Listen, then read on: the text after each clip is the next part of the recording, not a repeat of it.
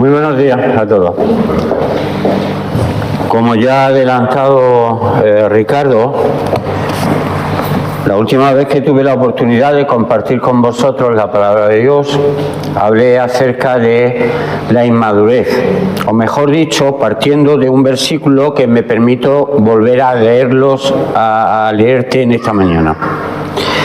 Afirmaba Pablo esto: cuando yo era niño, hablaba como niño, pensaba como niño, juzgaba como niño, mas cuando ya fui hombre, dejé lo que era de niño. Y estuvimos meditando acerca de que Pablo se refiere a un proceso natural que podemos ver en cada ser humano, como desde que somos recién nacidos vamos avanzando, aprendiendo, desarrollándonos hasta alcanzar un grado de madurez. Cuando eso no sucede así, lo entendemos como que hay una anomalía, hay un problema. Pues tal cual, esto es una verdad cierta, científica, en cuanto al desarrollo como persona, como humano, también lo es en el sentido espiritual, que muchas veces hemos nacido de nuevo, pero seguimos, después de muchos años, hablando como niños, pensando como niños, razonando como niños, en vez de estar haciendo lo que ya debería de ser de adulto. Y ante eso, y entendiendo como que es algo que deberíamos de tener presente para nosotros, y preguntarnos y ser sinceros con nosotros mismos, ¿estoy yo madurando de una forma natural después del tiempo que hace que yo nací?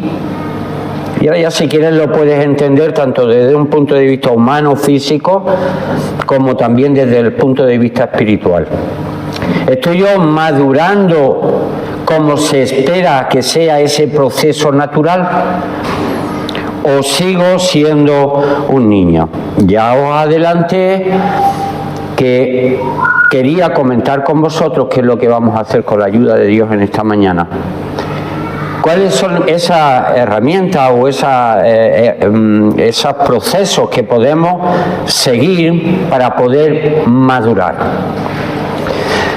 Pero quiero que nos basemos en lo que la propia palabra de Dios dice. En este caso también fue Pablo escribiendo a los romanos, un versículo que nos va a dar un poco las claves de cuál es ese proceso que deberíamos de seguir. Por si luego lo queréis tener presente, está en Romanos, en el capítulo 12 y versículo 2. No os conforméis a este siglo, sino transformaos por medio de la renovación de vuestro entendimiento, para que comprobéis cuál sea la buena voluntad de Dios, agradable y perfecta. Analiza el versículo. Te está haciendo una invitación a que no te conformes. No te conformes.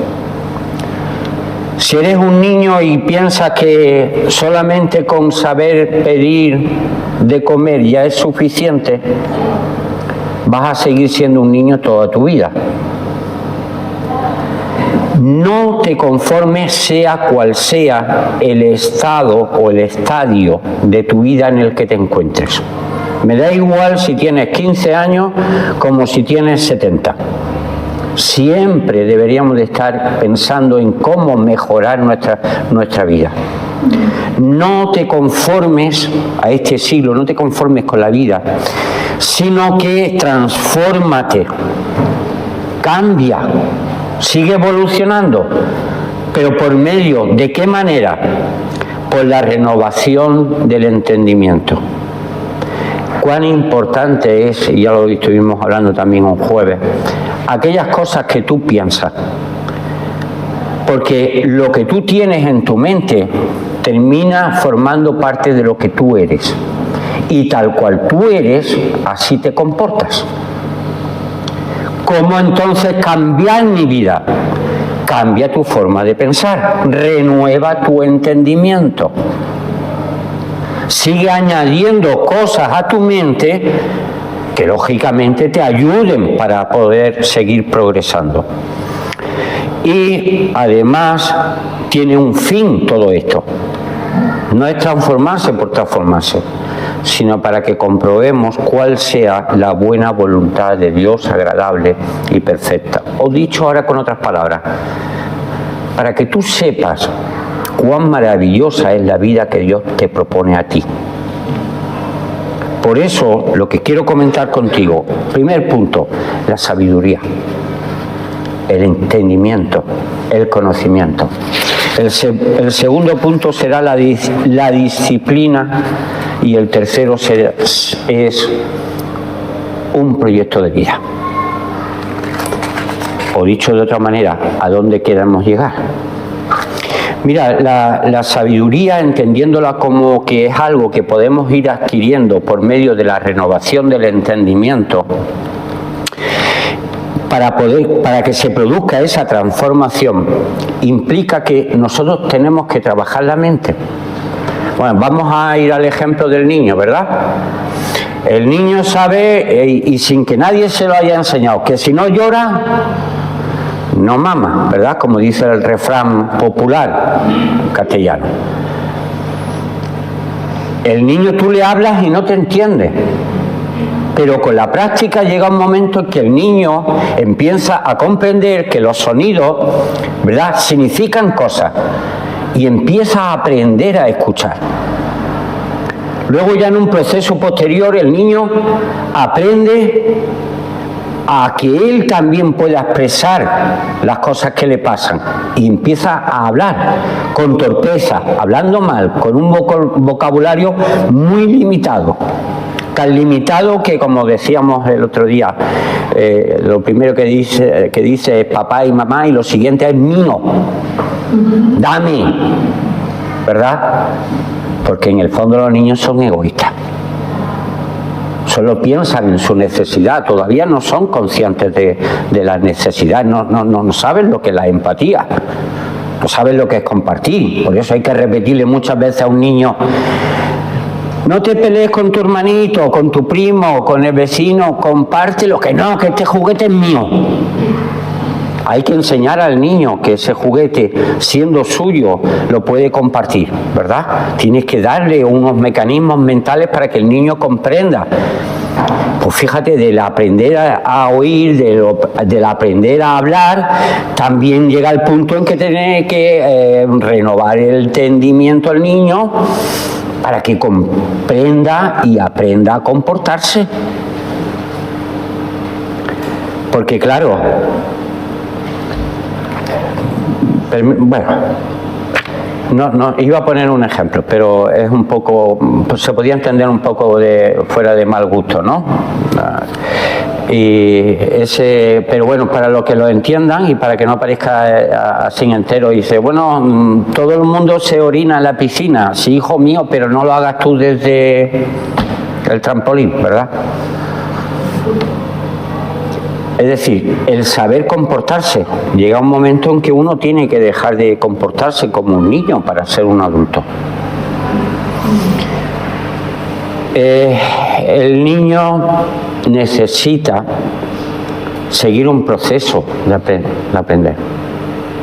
¿Cuántos de vosotros, de los que estamos aquí, cuántos de nosotros creíamos que con 15 años ya lo sabíamos todo? Y con 20, pues 20 ya ni te cuento, con 20 estábamos en disposición de enseñar a nuestros padres y hasta a nuestros abuelos, porque creíamos que lo sabíamos todo. Un sabio griego dijo que lo único que sé es que no sé nada. Pero con 20 años te crees que lo sabes todo. Y créeme que no se sabe todo. Pero ¿qué es lo importante que deberíamos de saber? Y yo creo que aquí ya sí vamos a leer versículos que seguro que te suenan. Y lógicamente, si hablamos de la sabiduría, ¿quién mejor que aquel de quien Jesús dijo que ni hubo hombre más sabio que él, ni habrá hombre más sabio después de él?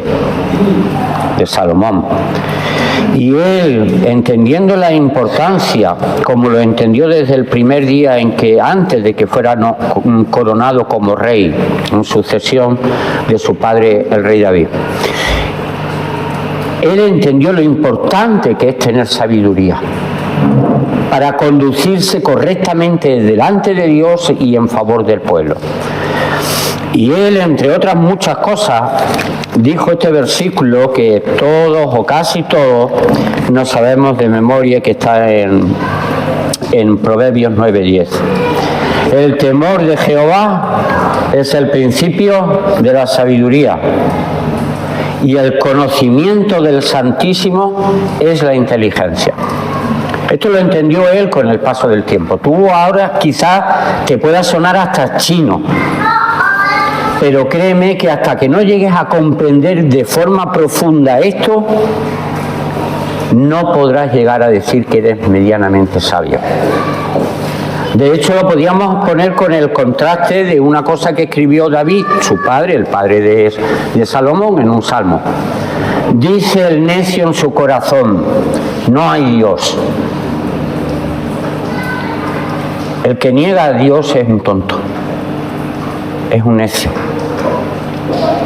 El que busca a Dios, el que reconoce a Dios, aquí dice el que teme a Dios, ¿no? Es decir, pero vamos a coger el sentido auténtico de esto. El que tiene en cuenta y en consideración y respeto a Dios, ese está en el camino de la sabiduría, y cuando tenga conocimiento de ese Dios, estará adquiriendo inteligencia. Hablamos de renovar nuestra mente porque es lo que nos va a ayudar a transformarnos. Pues lo primero y lo más importante es que sepas que la auténtica sabiduría e inteligencia es tener a Dios en cuenta. Que lo tengas en cuenta, porque Él es el que puede darte esas herramientas para que tu vida se vaya transformando. De hecho, también el mismo Salomón, en Proverbios, en el capítulo 1, versículo 7, dice algo muy parecido a lo que te he leído antes. El principio de la sabiduría es el temor de Jehová. Empieza el mismo versículo de la misma manera, pero aquí te pone la otra cara de la moneda. Los insensatos desprecian la sabiduría y la enseñanza. ¿Sabéis qué se necesita para ser un graduado en ignorancia? No hacer nada. No hace falta estudiar para eso. Para ser un ignorante no hace falta estudiar. Si quieres ser sabio, necesitas estudiar. Necesitas conocer. Necesitas interesarte. Necesitas que tu mente estudie, intente comprender esa sabiduría que proviene del conocimiento de Dios. Si quieres ser un ignorante o un insensato toda tu vida, no hace falta que estudies nada. ¿Se entiende bien la palabra insensato? Bueno, a veces, y yo esto lo he propuesto muchas veces, cuando no entiendas bien una palabra, busca el antónimo, es decir, la palabra contraria, y a lo mejor así te haces un poco mejor idea. Si el insensato es el que desprecia la enseñanza y digamos, la instrucción, el sensato sería lo que hace lo contrario. ¿Y qué significa sensato? Es decir, el que sí tiene sensatez. Pues mira, el sensato es prudente, tiene cautela, cordura, discreción, moderación, precaución, sabiduría, mesura. Algunas de estas palabras quizás ni os suenen, ¿no? Pues mira, es bueno para que luego cuando termine la reunión te vayas, te cojas el diccionario y te pongas a entenderla. tener mesura, ponderación, juicio, lógica, reflexión, madurez, que es de lo que estamos hablando. Madurez. Fíjate que si conjugáramos todas estas palabras, estaríamos hablando de una persona que está mentalmente equilibrada, que está preparada para entender y juzgar las cosas y llegar a conclusiones, y llegando a conclusiones tomar decisiones que le lleven a un buen camino y a un buen fin, porque de eso se trata la madurez. Recuerda que para ser ignorante no tienes que hacer nada, ni siquiera estar prestando atención a esta predicación. Pero si quieres adquirir sabiduría e inteligencia, presta mucha atención a lo que Dios quiere decirte, porque ese es el principio de la sabiduría. Hay un pasaje que simplemente te lo voy a leer, Proverbios 2 del 1 al 11, sin comentario. Escúchalo, porque te está hablando el hombre más sabio, el hombre más sabio. Hijo mío, si recibieres mis palabras y mis mandamientos guardares dentro de ti, haciendo estar atento tu oído a la sabiduría, si inclinares tu corazón a la prudencia, si clamares a la inteligencia y a la prudencia dieres tu voz, si como a la plata la buscares y la escudriñares como a tesoros, entonces entenderás el temor de Jehová y hallarás el conocimiento de Dios, porque Jehová da la sabiduría y de su boca viene el conocimiento y la inteligencia. Él provee de sana sabiduría a los rectos, es escudo a los que caminan rectamente. Él es el que guarda las veredas del juicio y preserva el camino de sus santos. Entonces entenderás justicia, juicio y equidad, y todo buen camino. Cuando la sabiduría entrare en tu corazón y la ciencia fuere grata a tu alma, la discreción te guardará, te preservará la inteligencia para librarte del mal camino. ¿Quieres transformar tu vida? Dejar cosas de niño que no te llevan a ningún buen sitio. Adquirir la sabiduría de Dios. Ama la sabiduría, porque esa proviene de Dios. Búscala, como hemos visto aquí en la intención. Y si crees, como ya te hacía alusión antes, ¿no? Uno con 15 años piensa que ya está en disposición de dar lecciones de todo y no necesita aprender nada. A lo mejor tú tienes 50 años y también piensas lo mismo. ¿Que qué sentido tiene seguir estudiando? O quizás estés en lo que dice, no, si yo ya estoy jubilado. ¿Jubilado de qué? ¿De seguir creciendo? ¿De seguir haciendo?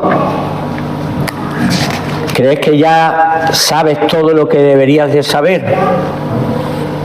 Pues escucha esto que escribió Pablo.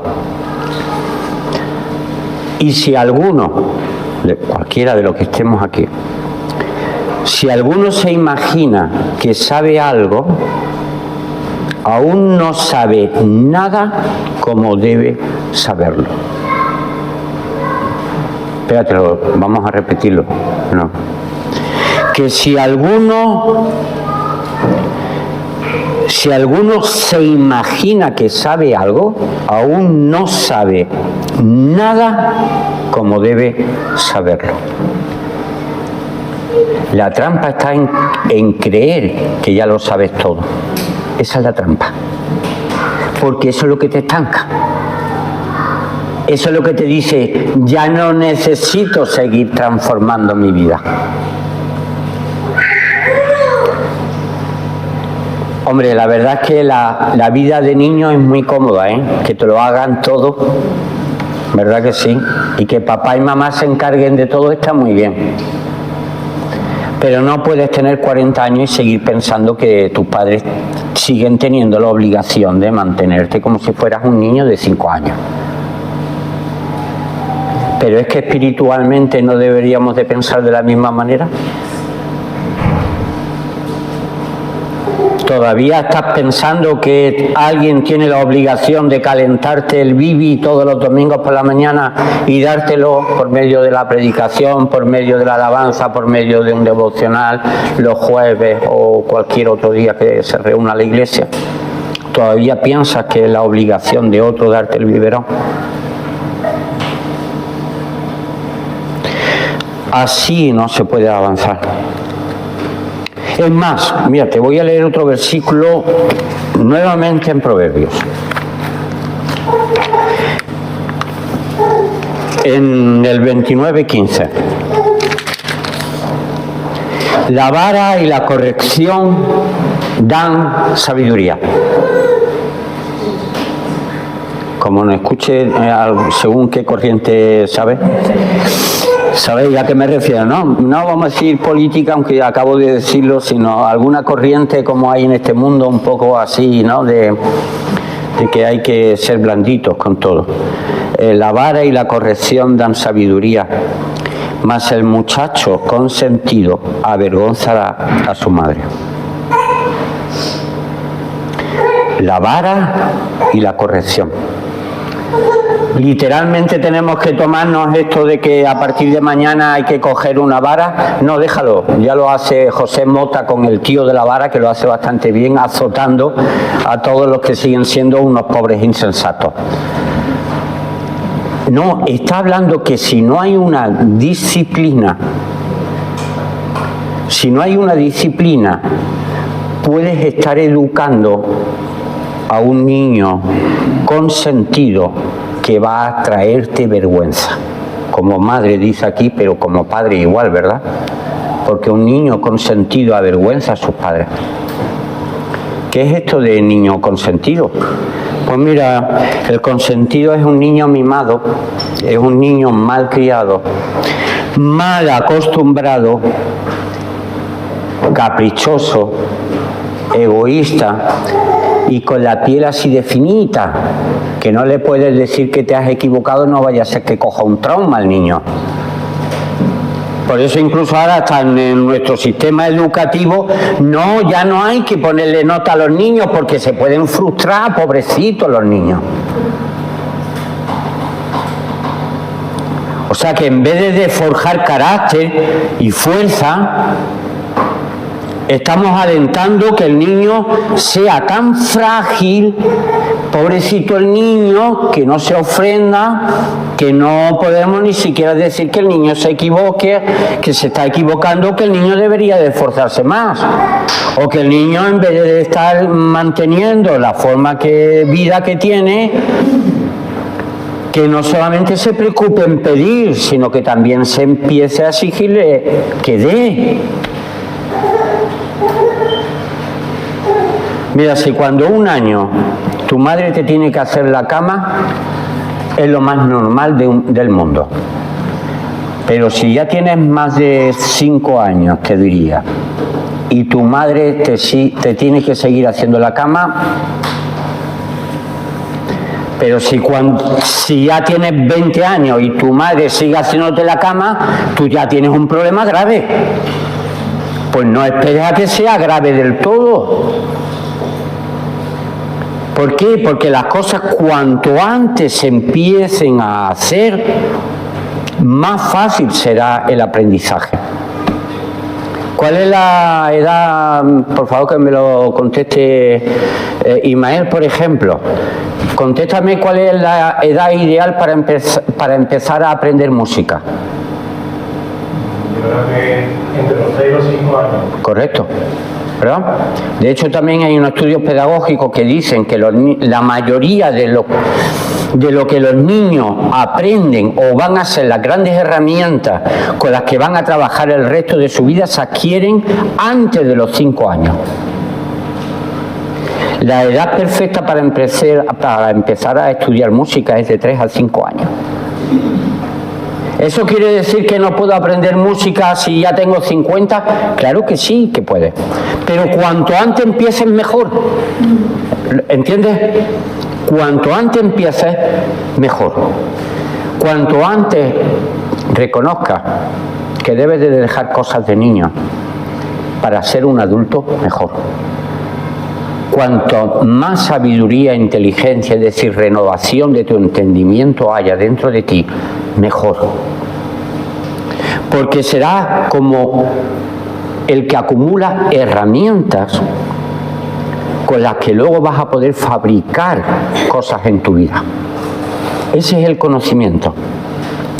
Pero el conocimiento sin esa disciplina, porque aquí el problema es que si al niño no se le da disciplina, es decir, si no ejercita, entonces mal funciona la cosa. Este es el segundo punto. Sí, conocéis de memoria el versículo ese de Santiago. Si alguno está falto de sabiduría, pídela a Dios que da abundantemente y sin reproche. No te va a reprochar que seas un ignorante, no, te la va a dar y abundantemente. Y si la pides con fe, pero la tienes que pedir con fe. Y cuando ya la hayas hecho, al día siguiente amanece que eres un sabio. Acabo de mentirte, no sé si te has dado cuenta. Tú le puedes pedir 100.000 veces a Dios ser sabio, y si tú no haces nada, al día siguiente sigues siendo igual de ignorante, ¿eh?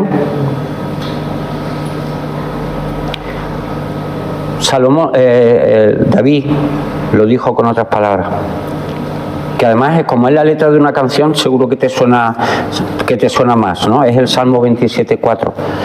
Una cosa he demandado a mi Dios, esta buscaré, que esté yo en la casa, ¿verdad?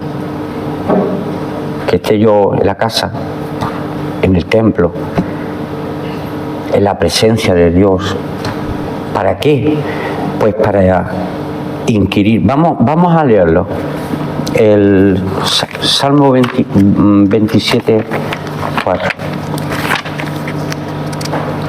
Una cosa he demandado a Jehová, esta buscaré, que esté yo en la casa de Jehová todos los días de mi vida, para contemplar la hermosura de Jehová y para inquirir en su templo. El salmista quería estar todos los días estudiando en la presencia de Dios. Por eso es lo que estaba demandando. Él le demandaba a Dios: yo quiero eso. Esto he demandado,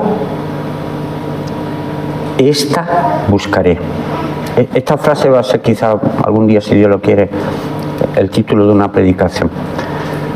Si tú quieres una cosa y se la estás pidiendo a Dios, esfuérzate en conseguirla. Porque no basta con que tú le pidas a Dios sabiduría si luego tú no te pones a inquirir en la palabra de Dios. Porque si de Dios viene la sabiduría y la palabra de Dios es el conocimiento de Él, es lo que nosotros tenemos como su revelación, pues entonces para conocer a Dios tienes que conocer muy bien la palabra de Dios. Y eso no es solamente leer, hermano, no solamente leer, es estudiar, es escudriñar, es inquirir, examinar, poner bajo la lupa, bajo el microscopio, entender, ir más allá simplemente de lo superficial e intentar profundizar en qué hay detrás de todo lo que Dios quiere decirte en su palabra. Y además créeme que esto, si lo comparáramos como un pozo, es un pozo que no tiene fondo. Nunca llegas a decir, ya has llegado al fondo. ¿Por qué? Porque caería en la trampa. El que cree que sabe algo como debe saberlo, no sabe nada. Porque Dios es inescrutable. No tiene fondo, ni tiene principio, ni tiene fin. Es algo que vamos a poder disfrutar conociendo a Dios por la eternidad y no terminar de conocerlo por la eternidad. ¿Cómo podemos decir que ya lo sabemos todo? Peor todavía, ¿cómo podemos estar diciéndole a Dios, quiero sabiduría? Y luego no estudiar la palabra de Dios. ¿Cómo le podemos decir a Dios, dame de comer y luego no abrir la boca? ¿Sabéis qué le sucede? ¿Qué le sucede porque la disciplina no es solamente decir, no, la disciplina es como el Código Penal, esto es los castigos para todo el que se porta mal. No, la disciplina es una actitud.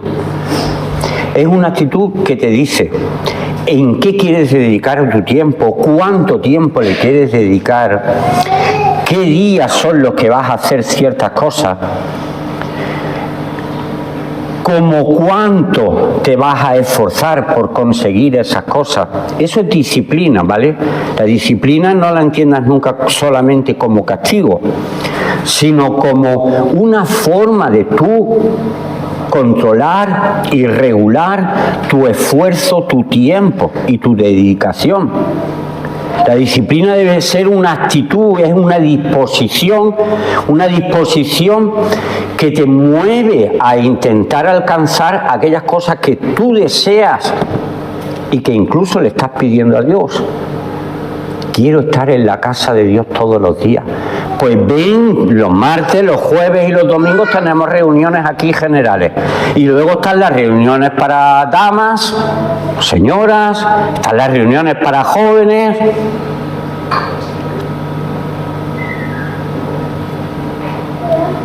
¿Cómo podemos estar pidiendo cosas que luego no buscamos?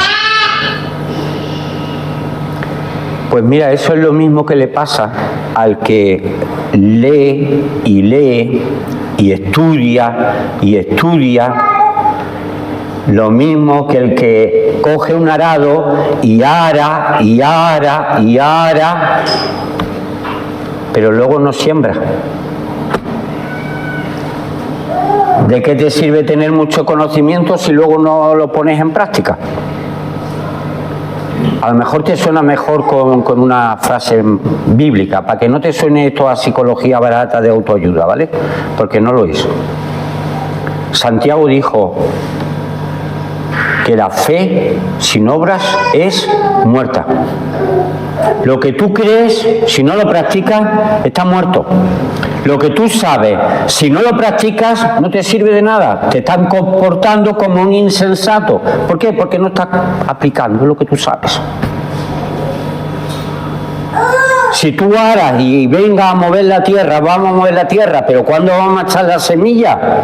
Y cuando la hayamos echado la semilla, ¿cuándo la regaremos? Porque hasta que no hayamos completado ese proceso, no puede surgir la planta. Y si no surge la planta, no puede disfrutar de los frutos de la planta. Así de sencillo.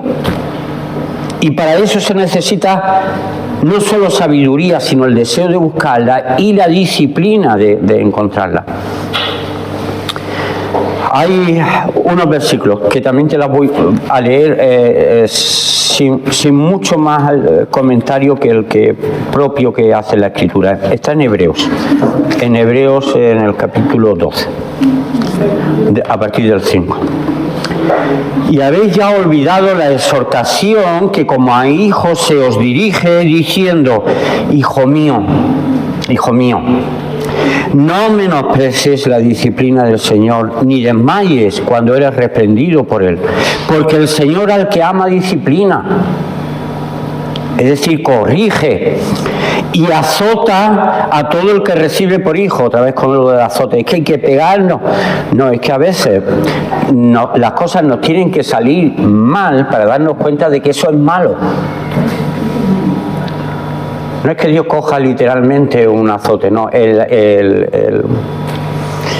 El látigo lo cogieron los romanos, pero en realidad lo empuñábamos nosotros cuando Cristo estaba siendo azotado antes de morir por nuestros pecados. ¿Os recordáis? Dios nunca hace nada para hacerte daño. Nosotros sí lo hacemos, porque somos malos. Entiende que el azote o el látigo de Dios es aquello que te hace reaccionar, lo que te hace darte cuenta de dónde está el mal y lo que está el bien.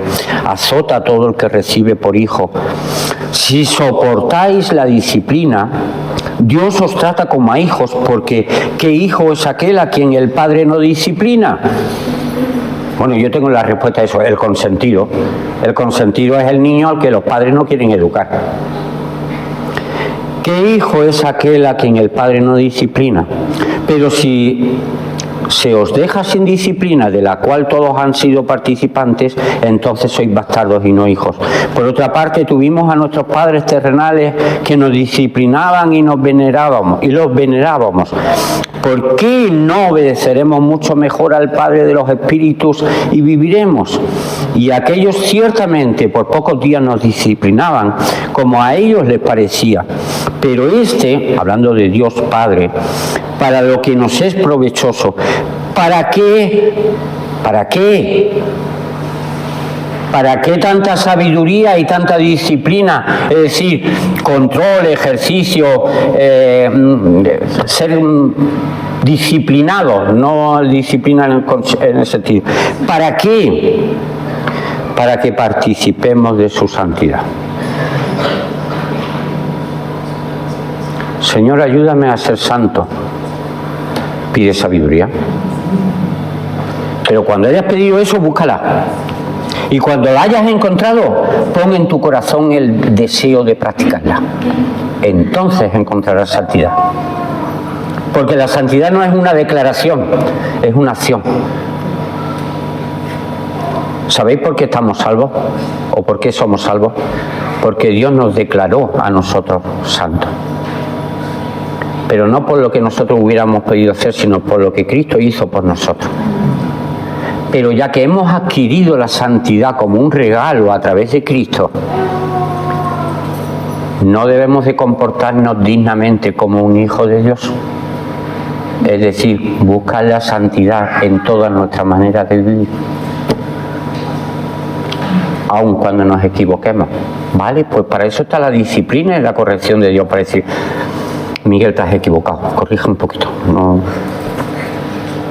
Y uno tiene que tener la humildad de decir: es verdad, Padre, perdóname y ayúdame. ¿Como cuánto hay que esforzarse? Y estoy ya casi terminando. ¿Como cuánto hay que esforzarse? La disciplina es exigente. De hecho, dice también la palabra que ninguna disciplina al presente parece ser causa de gozo, sino de tristeza. Porque, Juan, te cuesta trabajo ir al gimnasio, ¿eh? Y duele, ¿eh? Cuando uno sale por la puerta duele los músculos, ¿verdad?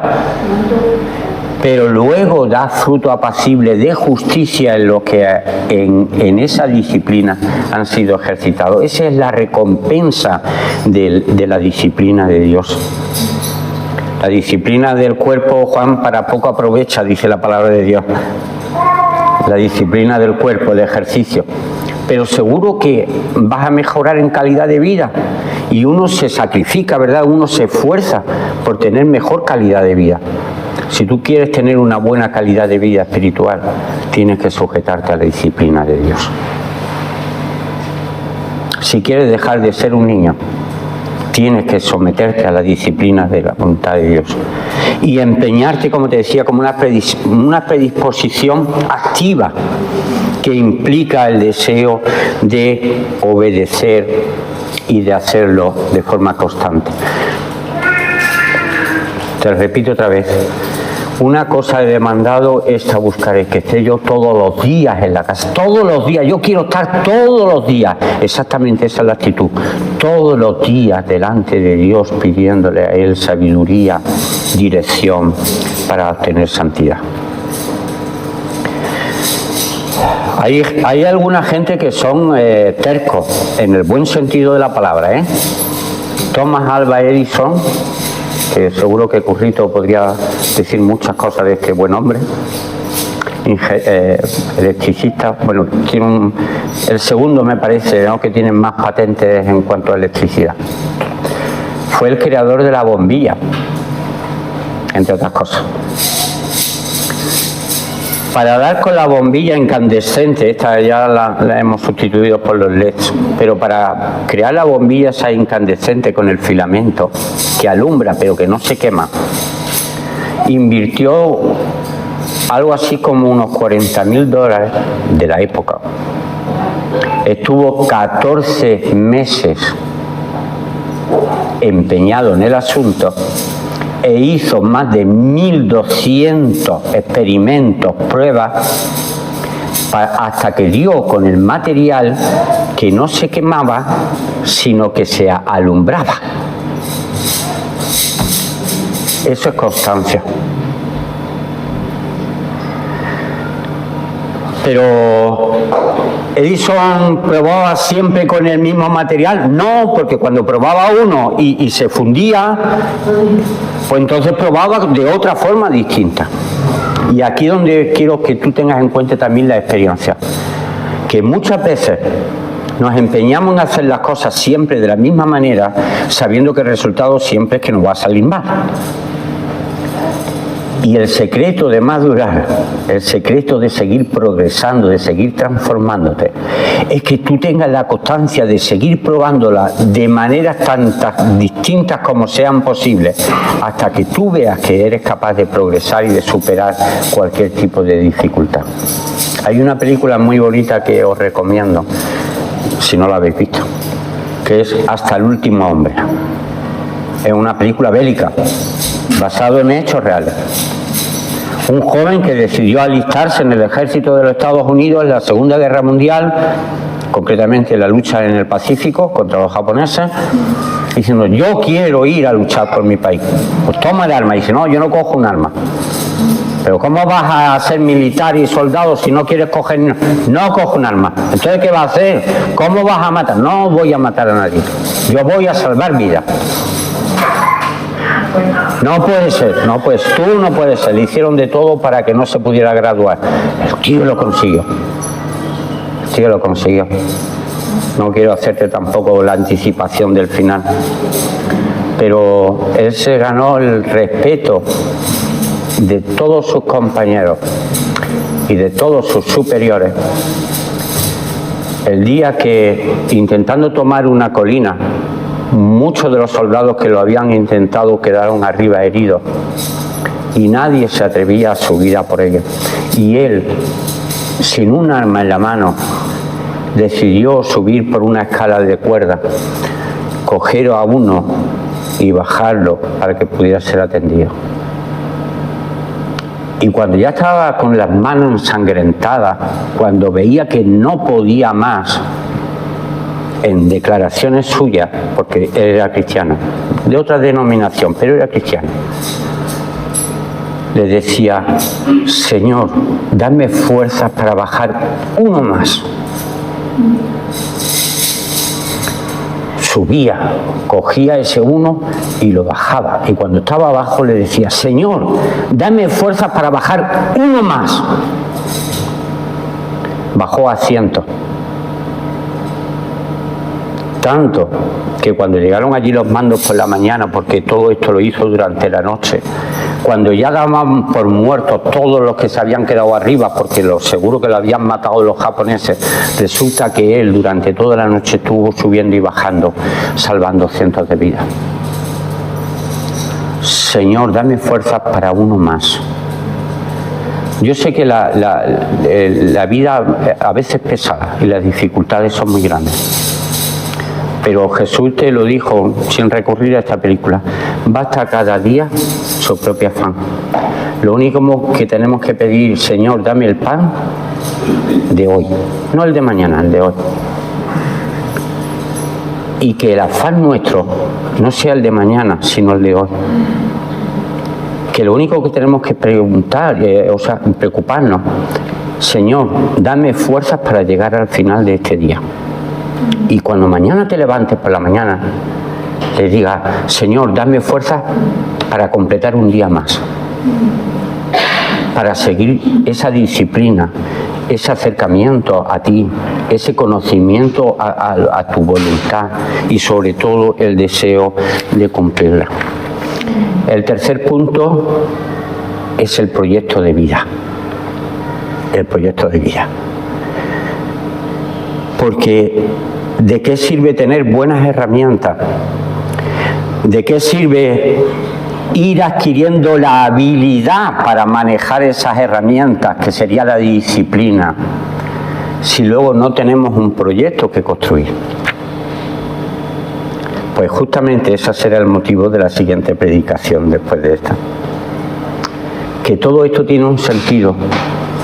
La sabiduría y la disciplina tiene el sentido de que tú tengas un proyecto de vida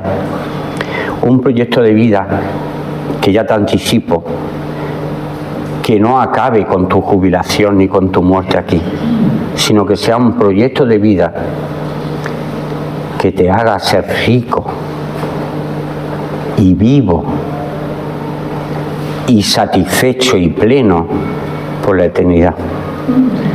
Porque cualquier otra cosa sería conformarse con poco. Que el Señor os bendiga.